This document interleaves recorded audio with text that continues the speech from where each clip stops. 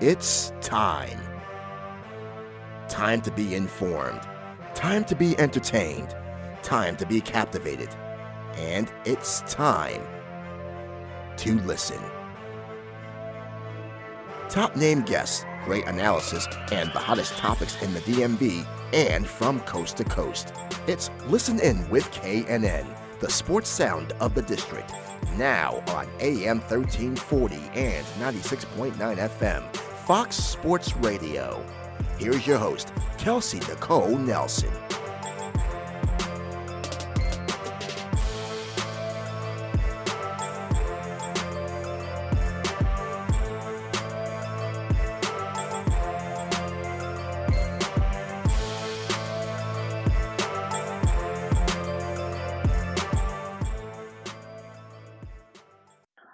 All right, everyone, welcome back to another special edition of Listen In with KNN, award-winning sports talk radio show and podcast presented right here on our home station of Fox Sports Radio, 96.9 FM and 1340 AM. It's good to be back. Thank you, everyone, for continuing to follow along with the show. 2020 has been a crazy year that's had its ups and downs, but again, appreciate your support.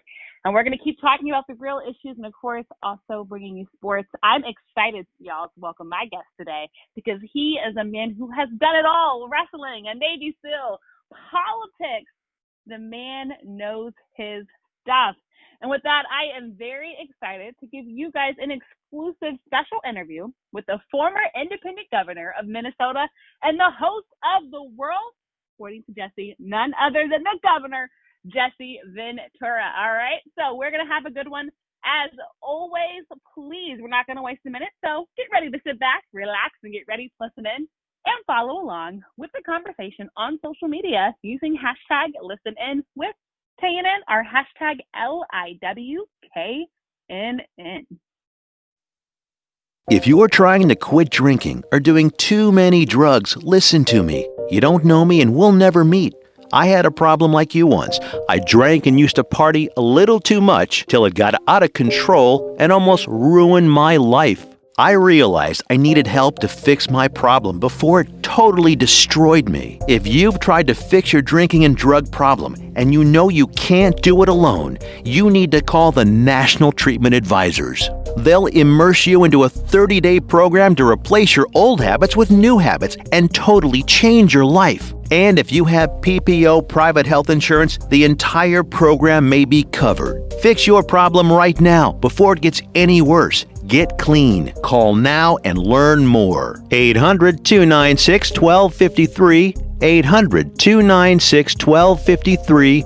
800-296-1253. 800-296-1253.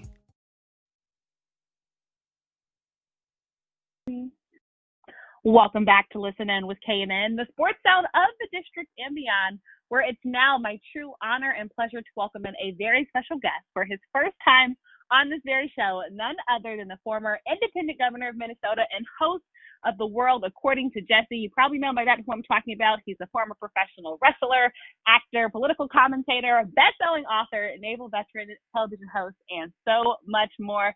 Please help me welcome none other than the Governor, Jesse Ventura. Jesse, how are you today? I'm doing pretty good as can be expected, I guess, in turmoil in our country today and being pretty much sanctioned to your own home for a while. Yeah. All the things that we're going through right now. I guess I would say I'm 68 years old, and I always thought I had just about seen it all, but I guess I haven't. It's crazy. And let me tell you, on normal circumstances, I wish we didn't have all of this going on. But at the same time, I will say, I feel like this political awakening and what we're seeing in this country, to me at least, it seems like it's long overdue in the sense that people are just tired. And we're seeing that play out. But like you said, it's just 2020 has just been crazy, to say the least, with all that's been happening. But I still really appreciate your time joining the show. Sure. Well, the thing for me on all of this is, though, at least on the civil rights end is I'm old enough. This is deja vu for me. I've already lived this. Right. I've seen it. I was alive when Dr. Martin Luther King was marching, when there were the protest marches of Vietnam, stopping the Vietnam War. And, they were large, they were huge, and, people were getting beat down in the streets and chased with dogs and everything that went on back in the 60s then. And so for me, it's a case of, oh my goodness, my whole life has done a complete circle already, and I'm back reliving things that I saw as a young man and a young teenager. Mm-hmm. It's crazy. And just going off of that, I mean, let's get into it. Obviously, we know what's happening in our country right now. We've seen the rough video to watch of the killing of George Floyd. We've seen protests throughout the country and really throughout the world, people joining forces. And just, you talked about it, you're reliving this moment. So I'm curious to get your thoughts on the movement that we're seeing now compared to the civil rights movement. And overall, can you just kind of share your collective thoughts regarding what's happening in this country and the challenges that we're facing, courtesy, unfortunately, of systematic racism, which runs rampant in our country? Well, it's another case of, I think, the United States, which we do well and often, of living in denial. Mm-hmm. I like to often look at us today as we're kind of the Wizard of Oz. We're hiding behind the curtain. Right. And we like to portray ourselves as being upstanding in everything we do, upstanding in our foreign policies, and upstanding, and we're the number one country in the world. And I really think that we do have our major problems, and I think that we've been in denial of them because the politicians and the government like to pull the curtain. They like to keep the curtain shut. And they don't like to have it pulled open.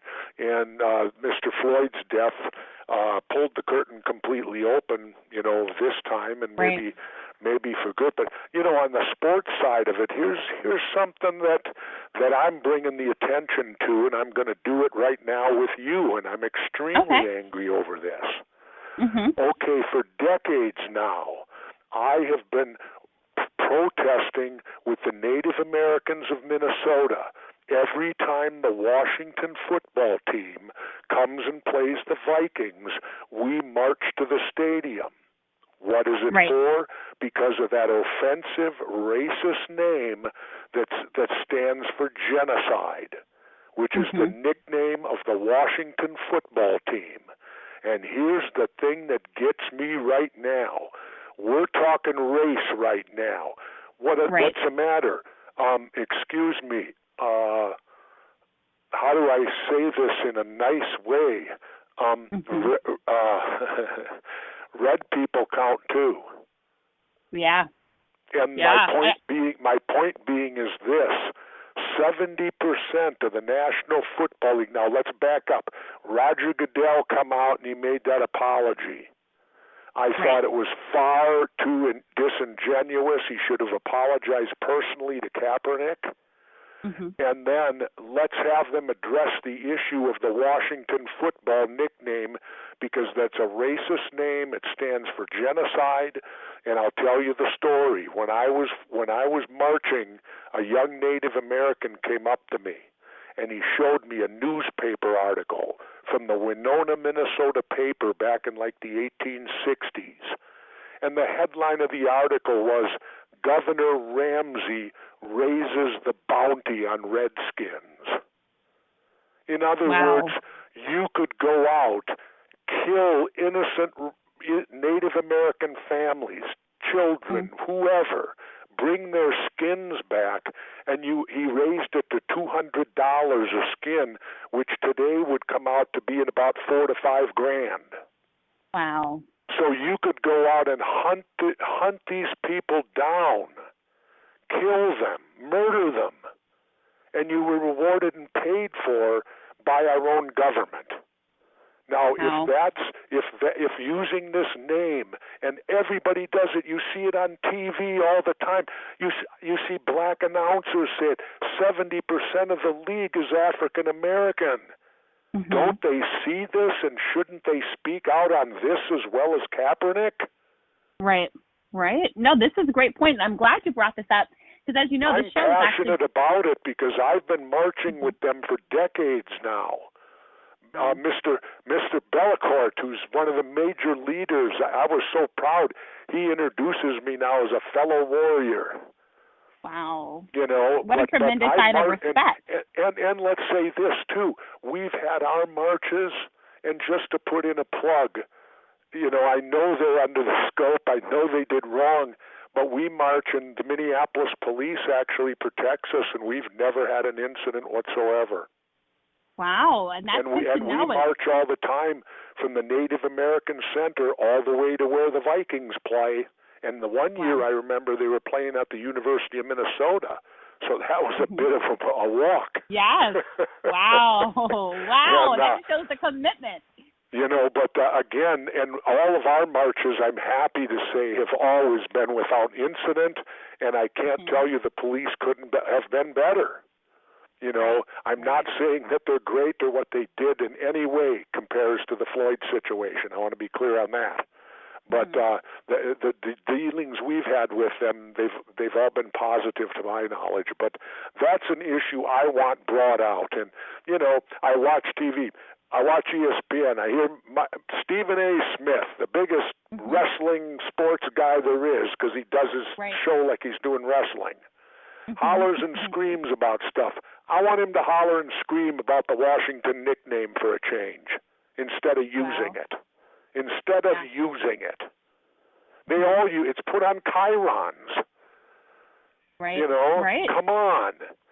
Let me put it to you this way. Do you think for one moment if they had a new franchise that they opened up in, say, Birmingham, Alabama, and they decided to call it the Birmingham Slaves? What do you think? We know there would be an uproar. How long do you think that would last? Right. We know there would be an uproar. And I think you're bringing up an important point, because I think, unfortunately, what we're seeing in this country is Native Americans, as we know because of the history of this country and the genocide that happened, are a minority. And I think, unfortunately, their voices have not been brought to mainstream media. This show is based in Washington, D.C. You have diehard fans here that wear the gear every day. If I'm honest with you, I've seen Washington football weddings. I've seen Washington football funerals. Like, that's the diehardness. And then you talk about the name. I think this conversation we've had far too long. And you have the owner saying he'll never change the name. The greatest example of systemic racism you can show white people. You say it without blinking an eye. You say it and say it. It's like, here's what showed me what white privilege was. I have a good friend, all the way. We played high school football against each other, and we've been friends ever since. He's a Grammy Award winner. He's a PhD, and he's an African American. And we hang out, and one day he told me, driving at night in Minneapolis, and this what really cleared my head up as to what white privilege is. Driving at night in Minneapolis, he said, I asked him, I said, do you do anything special because you're black? He said, oh, yes. He said, if it's after dark, he said, I pull out my driver's license and I place that here. I place my car registration here and my insurance there, so that if I'm pulled over, I am not seen reaching for anything. Right. I sat back and I looked at my friend and I said, you got to be kidding me. I said, I've been driving at night in Minneapolis, St. Paul for 50 years. He went to Central, I went to Roosevelt High School, Minneapolis. And I said, I've been driving here for 50 years. That has never even crossed my mind as a white man when I get in my car to stick my license here, I said, the first thing I think of if I'm getting pulled over is how am I going to schmooze this guy to get out of the ticket? Wow. That's the first thing that enters my head. What do I got? How do I smooze this cop so he won't give me a ticket? Wow. And I love that you shared that story. I think that story is so powerful, because you're talking about, and I'll be honest with you, I'm a black woman, and what you're saying is something I saw my father do growing up my entire lifetime. He would be mad if we ever went in the department, the glove compartment, and move anything, because he said, you never know when this could be the last time that I get to go in there and pull it out. And that's a sad, scary reality. And as a white person, that's never entered my head. 50 years I've been driving. You know why I know it's a great story to tell? Because I told the story on RT with Rick Sanchez, and the very next day, Cynthia McKinney called me and said, thank you. She called me up personally, said, Governor, thank you. She said, your story is so great because she said it makes it so clear and the white people will understand it the way you tell it. Wow. And I would say the same. Well, I said, be happy that I have a black friend who could explain it to me so easily. Right. And I'm glad he did. And I'm glad you took it to heart.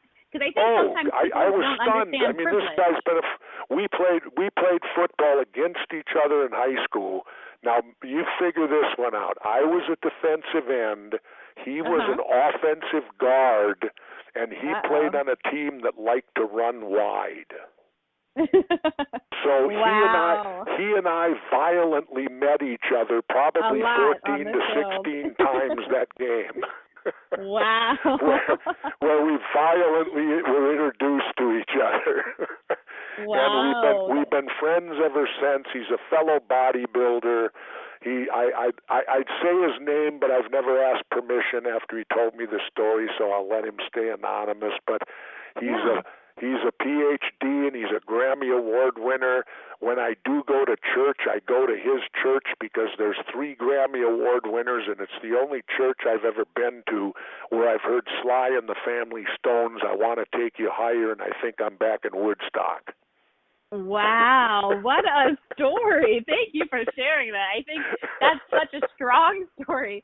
And I think what it's a true story. It's a true story. Yeah, and it's important to share. Like, I'll be honest, this is the most I've ever talked with white colleagues and white friends about privilege. And some of them said to me, Kelsey, I didn't know before until now. And it's an important conversation to have because I think this is why we are where we are in this country. And I think just going back to what you're saying, I want to go back to the Washington football team's name because I think we're starting to see change in sports. We're just today, Wednesday, we saw NASCAR, a sport that I worked for, where Confederate flags have kind of become a part of the culture and the sport. It was, you saw a Confederate flag from tailgating to when you got into the stadiums. What do you think about NASCAR and the stance that they took by now saying we will no longer allow the Confederate flag to be at our race events? What did you think about that decision? I think it's wonderful. I think it's a great move, but I hope they don't make Leonard Skinner do it.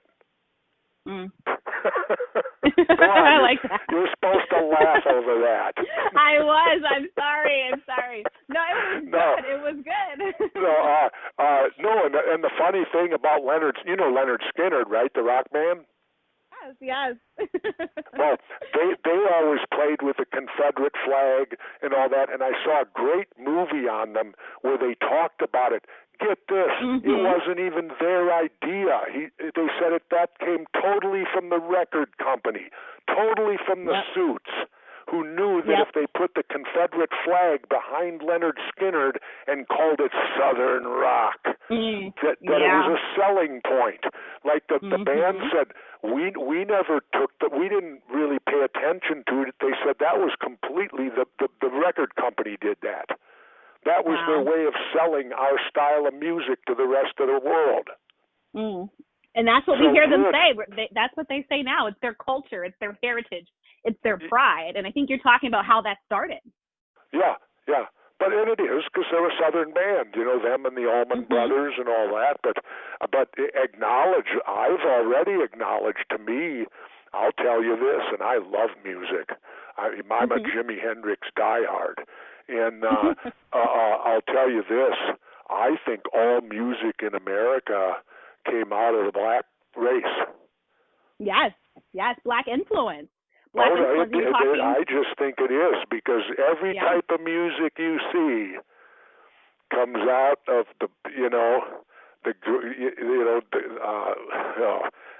there's not a guitar player that doesn't talk about Robert Johnson. Do you know Robert Johnson? I do. I will tell you, I'm impressed. You're talking to someone with family from the South, and I have New Orleans roots, and you're talking to someone who's related to Muddy Waters. So you talking about music is making me very excited, and you understanding that, because I come from a family where we don't talk Elvis Presley's name because we know how, he kind of got to fame off of Black music. Who did that, you mean? Elvis. Oh, Elvis, yeah. Oh, well, yes. Everybody did. Are you kidding? I remember watching an interview with Little Richard, the recently passed late great Little Richard, where he talked about how mad he was because Pat Boone took all his music and made it famous and a big hit, right? Yes. He said he was only mad, though, for about 3 or 4 years because now he said, I thank Pat Boone. If it wasn't for Pat Boone, nobody would have known about me. Wow. See? And so there you Little go. Richard did a complete turnaround on it. He said, when I look back in hindsight now, I say, thank you, Pat Boone, because you recorded my music and took it to the white people, and I eventually got known, because of that. Oh, I'll tell you how it was with Robert Johnson. I was taped, and I'm driving to Mexico, my wife and I, because we have a home down there, and we put the tape in, and it's real crackly, and it's horribly recorded. It sounds like it's in somebody's garage, Yeah. But I'm listening to it, and all of a sudden I'm hearing this guitar solo and these lyrics, and I turned to my wife, and I went, oh, my God. I said, are you kidding me? And do you know what the song was? What? It was the Lemon Song by Led Zeppelin. Wow. Oh, my gosh. The same guitar and the same lyrics. And I looked at my wife. I went, oh, my God, Led Zeppelin stole it from Robert Johnson. I wonder if they gave him writer credit. Wow. Oh, my gosh. We're gonna have to have you back on just to talk about music. It makes me just so excited. But I want to go back to football really quickly because I think the NFL. We'll go back to football. I'm sorry, I'm taking away from the good music, but I think the NFL, all eyes are on this league because, of course, we're preparing for the season. You talked about Roger Goodell's apology. We're all now hearing him say, and others in the NFL say, "Hey, Colin Kaepernick was trying to tell you guys this back in 2016 and beyond when he started this protest." And so many of you guys looked the other way, and now he is out of a job. We're 4 years past, and we're trying to say, oh, well, can he come back now? But does that make up for it? And I honestly thought when I saw the apology, it was too little too late, and I still don't think it was directly to Colin Kaepernick. So just want to hear your thoughts on the NFL and what they can do to kind of hopefully remedy the situation, if anything at all. Well, like I said, the first thing they can do right now to remedy this, change the Washington football nickname. That they can do real quick. Second, we'll move to Kaepernick. I view Colin Kaepernick like I do my idol and hero. They did the same thing to him. I grew up as a young man there was a gentleman from Louisville by the name of Cassius Clay, who later became Muhammad Ali. And they took his prime away. 3 years he was not allowed to fight as the world heavyweight champion because of a political stance on the Vietnam War. Now you're talking to a Vietnam veteran who respects the position Ali took. I respect it completely. That was in his heart. He did not want to fight, and therefore he should not have had to. And he wasn't going to be used like they would have used him. Had they brought him into the military, they would have used him simply to recruit other young black men into that colonial war, which I despise today that I participated in. But that aside, getting back to the football end of it, I just want to make sure, though, that, like Adrian Peterson, remember, he's a Viking first. Adrian Peterson said that in the fall, probably the entire league is going to take a knee. That's wonderful. I've always supported their right to do that, and I'm a veteran. It does not taking a knee is the opposite of what our president says. It means you're showing respect. You take a knee at church. You take a knee to marry your wife. There's many things you take a knee at doing. And you take a knee at the grave site of another killed veteran. It's standard policy. But anyway, that aside, I just hope that Adrian Peterson, when he takes that knee, realizes the uniform he's wearing and the helmet he has on is blatant racism also. And I really wish they could get rid of the name before they take the knee. Wow, that is powerful. And again, I think it's something that we need to talk about. We can't let the attention die down. And I want to go back, since we're talking about the name. You mentioned the relationship with the Minneapolis, or really the Minnesota Police Department. So I want to hear they've obviously come under a lot of scrutiny for how they handled the entire situation, and even now what we're seeing in the aftermath of the protest. I just want to hear your overall thoughts on the actions that they took, and if any, what recommendations would you give to them to try to help improve their relationships with their immediate community? It's a tough one. Now, I was a mayor, too. I was the mayor of Brooklyn Park, Minnesota, largest city, north suburb. And it's a very difficult situation that it truly is, because, when there's a protest, I fully support people's right to protest. That's why I served in the military, to support and defend the Constitution. And I've protested. I protested against the draft years ago. I protested for the ERA amendment, equal rights for women. In fact, I had to make my wife join me. I hollered at her, "Come on." But that aside, I've always enjoyed protest. I'm a protester myself in my own way. But the fine line you're battling, though, is at what point does the protest get out of hand to where public safety is in jeopardy? Because when you become an elected official, the public safety is probably your main thing. That's the elephant in the room. Public safety, keeping the public safe, and that's the delicate situation. At what point do you stop? Does the protest get out of hand? At what point do you rein it back in? I would give great credit in many ways to the governor of Minnesota over this simple fact. The only true tragedy was the death of Mr. Floyd. No one else died. Right. And we were in a position where it could have been a bloodbath. Wow. Had there been the wrong reaction or anything like that, you could have seen people slaughtered on the streets, probably like Tiananmen Square. Wow.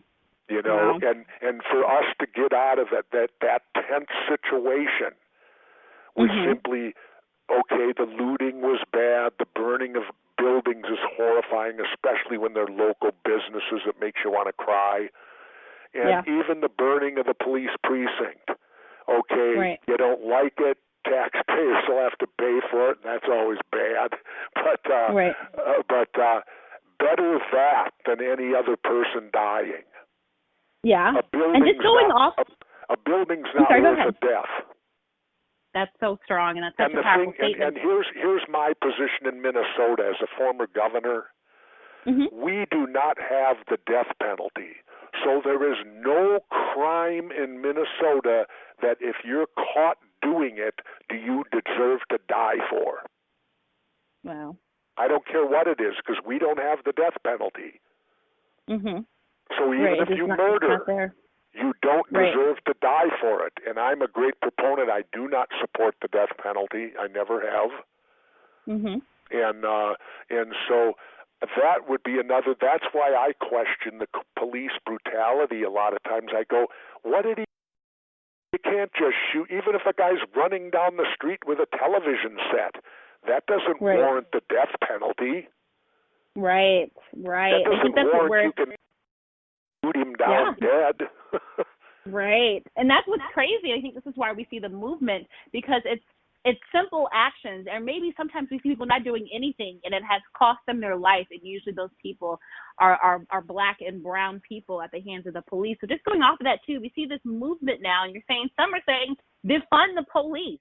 Defund the police. I want to just hear your thoughts on that, as it kind of seems like it's starting to gain some rapid fire across the country, with some just saying these police departments need to be dismantled. I think, defunding the police, people need to understand that doesn't mean the police are going away.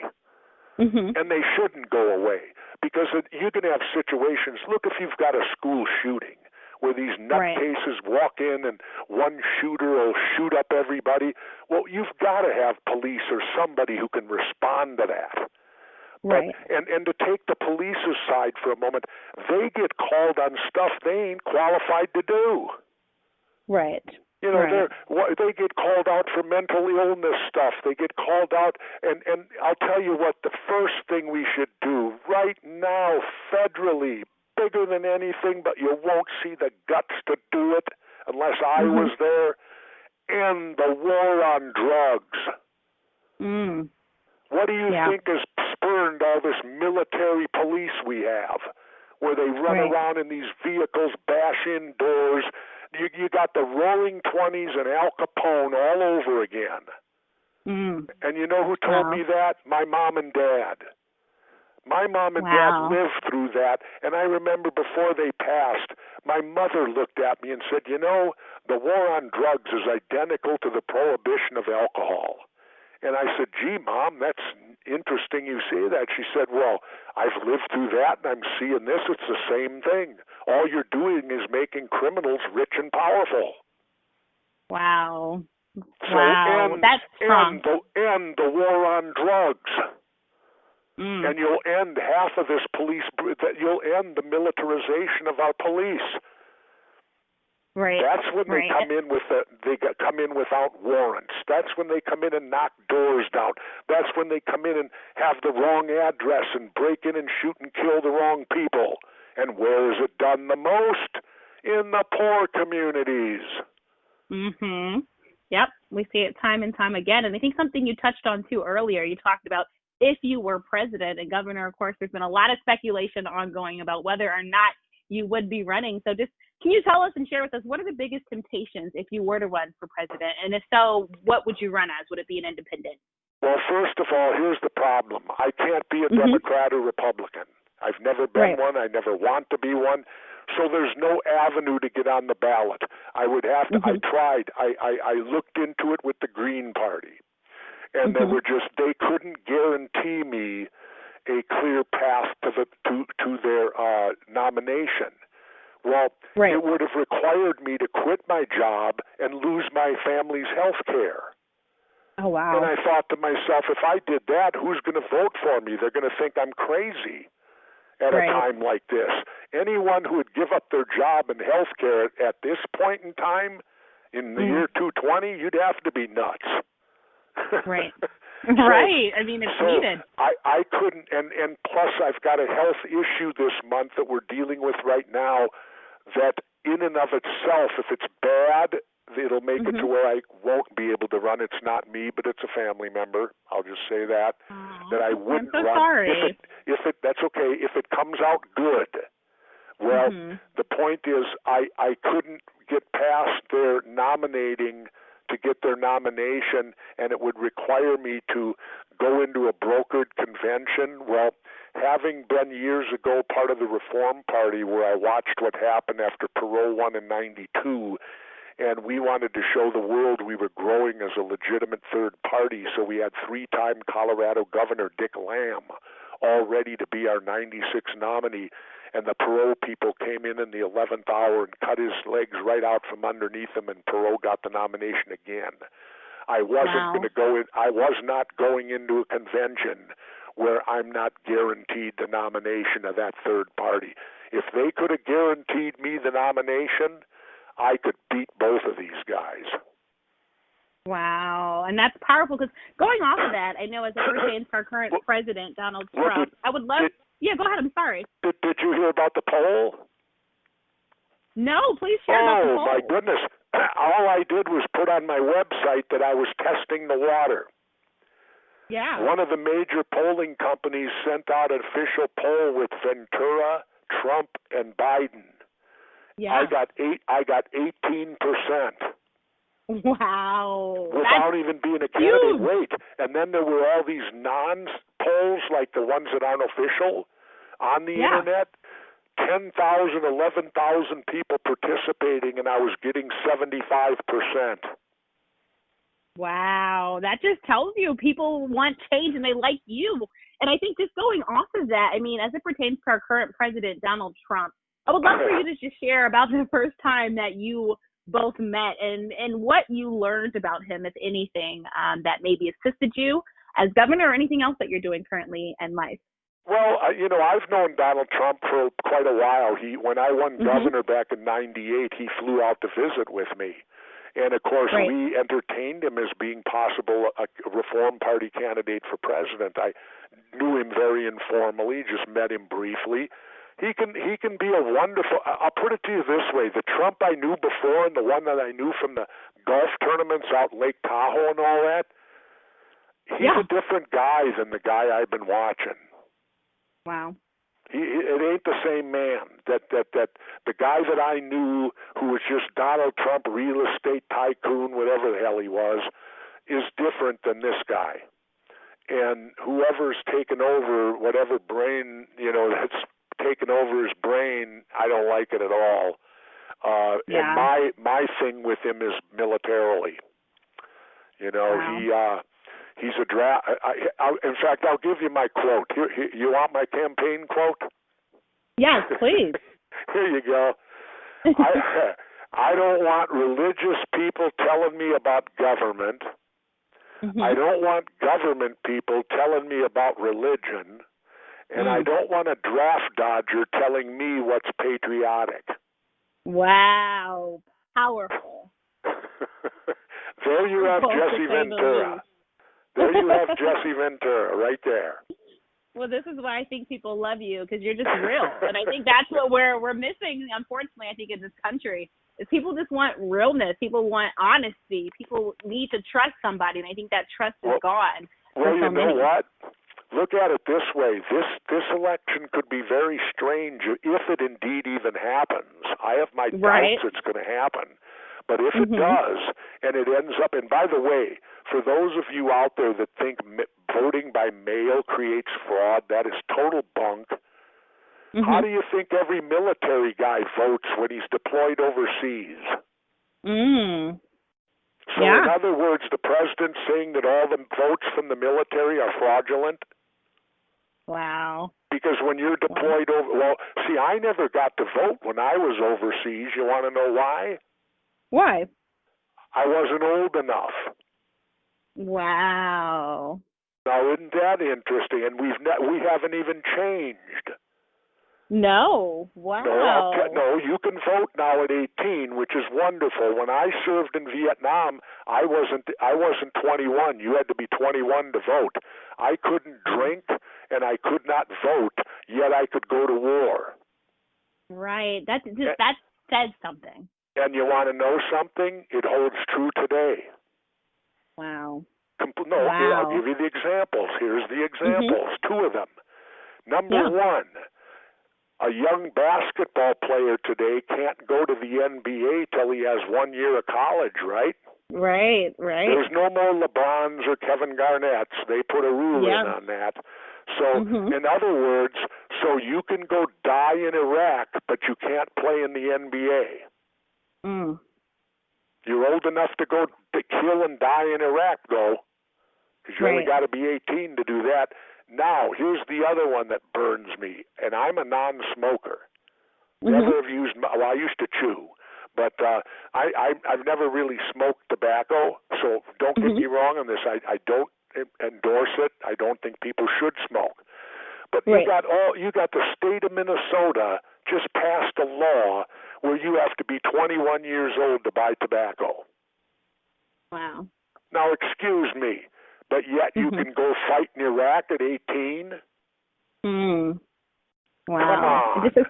The hypocrisy is crazy so ridiculous. Stuff. Right. Well, here's what I deduce from it. We send children to war. Isn't that child abuse? Wow. We don't give we don't give them the benefits of being adults. Right. No, that's wow. I couldn't drink and I couldn't vote.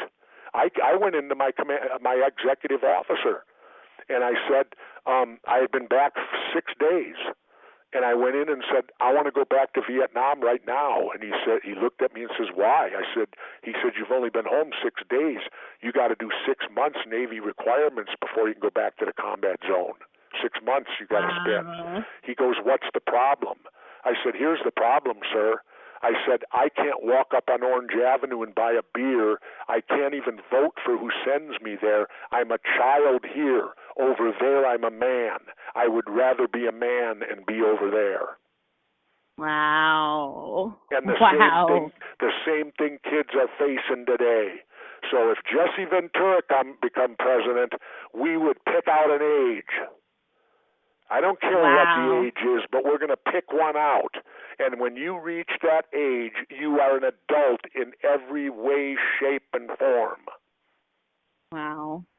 That's powerful. And again, great points. Because think about it. I mean, we can send people overseas to kill another human being, but yet you can't do simple things in your own country where you are a citizen. It's crazy to think about. It's worse than that. If you're deployed, in my day, they gave you, if you were out in combat zone, you'd get something called C rations, which are food. Mm-hmm. Do you know what was in every pack of C rations? No, tell me. A pack of cigarettes. Wow. So here's the government could very well be addicting you, because if you're over in a combat zone, you ain't worried about dying of cancer. Wow. It's right, because you have so many other things to worry about. Well, if you take up smoking over there, you're not going to worry about it. And here's the government giving you the very cigarettes to addict you. Right in your food pack. Right in your food pack. Because I always remember I wasn't a smoker, and I was in the back of a PBR, that's a patrol boat river, one time with my officer. Neither one of us smoked, and we had just eaten, and there was the pack, and it was Camels. We called them desert rats. A pack of Camels. Wow. Non-filtered, of course. They all are non-filtered. And so I looked at the officer. I won't say his name, but I say, "Hey, mister, you want to split a desert rat with me?" He goes, "Sure." Neither one of us smoked. It was like 98 degrees, hot sun. So I lit it up, took a couple puffs, handed it to him. I couldn't even stand up. The world started spinning around in that heat, and because I didn't smoke, I staggered around. I looked at the officer. I said, "Wow, now I know why they smoke these cigarettes. Get you higher than a kite." Wow. That is such a good story. And these were just nicotine. Wow. So, I mean, wow. Think about if you got anything stronger. And then I think what I'm hearing you say too in these great stories that you're sharing is from personal experience. And tell me if I'm wrong, but I'm just curious. Do you think anything happening now is part of a conspiracy theory at all? Of things happening right now? Yeah. I'll tell you, I won't get into a lot of the, I did a TV show called Conspiracy Theories, and I wrote a book on it and all that. And without going into it with great detail, I will tell you this. I believe with all my heart that when they killed John F. Kennedy, and I use the term they, that was the turning point of our nation. Because that was the point where that was a coup d'etat, in my opinion, and it was a coup d'etat done with a bullet, not a ballot. And I don't believe for 1 minute that Lee Harvey Oswald did it. I've studied it my whole adult life. But moving on from there, remember this: power brokers, if they can kill the president and get away with it, what can't they get away with? Wow. And see, through life now we've gone on. I question 9/11. I mean, you go to the 9/11 report, right? The official report of the government. It doesn't even say one word about Building 7. Are you aware of Building 7? No. See, a third building went down. Wow. It makes your mind wander. Wait a minute. 3 buildings went down that day. The 2 that you saw, and then there was another one at 5:20 that afternoon. World Trade Center Building 7 hit the ground in 7 seconds. And it wasn't hit by anything. Wow. Now I'd like an explanation, and I think we're due one. And yet the 9/11 report doesn't even mention it. I'll give you a quick story. What happened when I was doing conspiracy theory? There was a reporter from the BBC. She was standing right in front of Building 7 at 4:50 in the afternoon, and she's sending back to the BBC that a third building has fallen. World Trade Center Building 7 has fallen to the ground, a third building. She goes on for 5 minutes, and then it gets cut off. Well, the whole time she's doing it, the building is right behind her, and it hasn't fallen yet. Wow. Because on the tape it says 4:50. That building did not fall till 5:20. So 30 minutes early, she's already reporting back to London that a third building has fallen, and it hasn't fallen. We wanted to question her to find out, where did you get the information that a building had fallen? Obviously, you didn't know the area because you were standing right in front of it. Wow. On the tape. Well, the BBC would not let us talk to her. Would not. Made, it was a hectic day. We have no comment. Blah, blah, blah, blah, blah, blah, blah, blah. Wow. I'll give you one other one. I'll give you Please one do. other one, and then we got to go. I'll give you one other one on 9/11. All right. I spoke to a young woman named Sergeant April Gallup. Top secret security clearance in the Pentagon, in the room where the alleged plane hit the Pentagon, right? Right. She stumbled out the hole and fell on the collapsed on the ground, and that's where she was recovered that day. The government immediately put her into 72-hour solitary confinement. Nobody was seeing her. She sat across from me at a table, Sergeant Gallup, and she looked me right in the eye, and she said, "Governor, there was no plane." Wow. She said, "I thought that I caused the explosion at first because I was working on my computer and I hit a particular key, and the next thing, the whole room blew up." And so she felt that maybe her computer had been wired to a bomb or something. That wasn't the case. But then she said there was no wreckage, there was no baggage, there was no bodies. And remember the hole in the Pentagon? They quickly covered it up with that tarp. Right. And you didn't see one bit of airplane wreckage. All you saw was that hole, and then they covered it with a tarp. Wow. And she said there was no plane. Now, why would this woman lie to me? Right. She had no reason to. Exactly. She lived through it. She's lucky to be alive herself. Wow. And she looked me right in the eye and said, and she's a sergeant, United States Army, top secret security clearance. That's why she's in that room. Well, you want to hear another part of the story? Yes, please. I'm enticed now. The day before 9/11, Donald Rumsfeld, and this is all fact, you can look it up, Donald Rumsfeld gave a press conference where he talked about how the Pentagon couldn't account for I don't know how many billions of dollars. They couldn't account for it. Wow. Well, and that's the day before 9/11. Well, guess where that plane hit? Where? Right where all those records were, and you never heard another word about it. Wow. Like, I don't even know what to say after that. If you study these things like I did when I did conspiracy theory, there's a lot of questions that need to be answered, and the problem comes to this. If you ask the government for any question, like on 9/11 or Kennedy or anything like that, all they'll do is refer you to the 9/11 report. Right. Well, when the 9/11 report doesn't even tell you about a third building that fell, how much credence am I going to give that thing? Wow. Oh, my God. I can't believe you didn't know that. You need to go to the Internet and put in, when we get done, you put in World Trade Center Building 7. Wow. I'm telling you, like, you have my mind just going everywhere now. Well, you put that in and watch. You'll watch the building fall.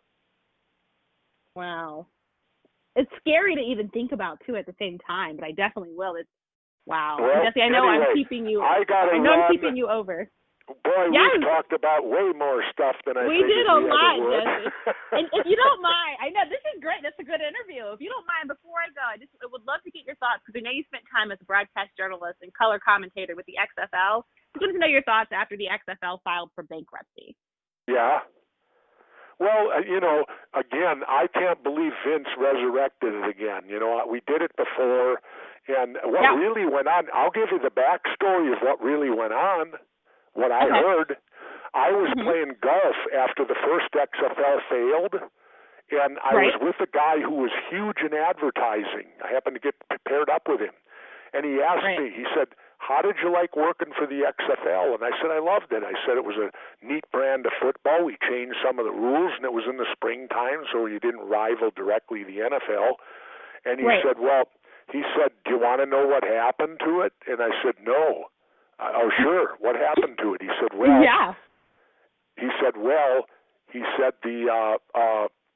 the word was put out, because I always remember the NFL made no comment on the XFL. They were strangely silent. Well, they put out the word to all the advertisers that if you advertised on the XFL, you would not be on the NFL. Wow. Now, that's antitrust. Yeah. Completely. That's crazy. And that's what this guy who's in the ad business said. We got word, and that's what happened. We lost all of our advertisers. Wow. And then obviously you can't play without advertisers or money. So wow. Oh no, not at all. And crazy. yeah, no. So that's one way to eliminate your competition, I guess.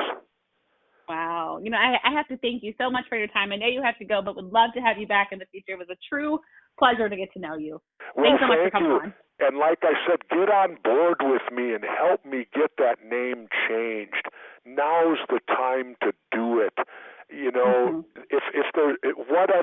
not now, then when? Yeah. You're on the right show. You're talking to a mostly DC-based audience, so I appreciate that, and I truly hope everyone I got listens. a new name for you. Jesse the Body can give you the new name. Get rid of that one, and you can be the Washington Crooks. You can be named after the government people. I would love to see the mascot for that team. Thank you, Jesse. Okay. We'll talk to you later. Bye-bye. Appreciate it. Bye. All right, everyone. That's a wrap for this edition of Listen In with KNN. As always, I hope you had fun, learned something, and, of course, jumped in on the KNN bandwagon. Be sure to listen in each and every week for new shows that drop online right here at foxsports1340am.com and KelseyNicoleNelson.com. If that's not enough, the show is also available for download on iTunes and Google Play. It's easy. Be sure to subscribe, rate, and review. Your feedback and support truly matter. And how could I forget, we're also now available on Spotify. Until next week, enjoy the sports world, smile, and please don't take your fantasy sports too seriously because there's always another play. Thanks, guys. See you next week.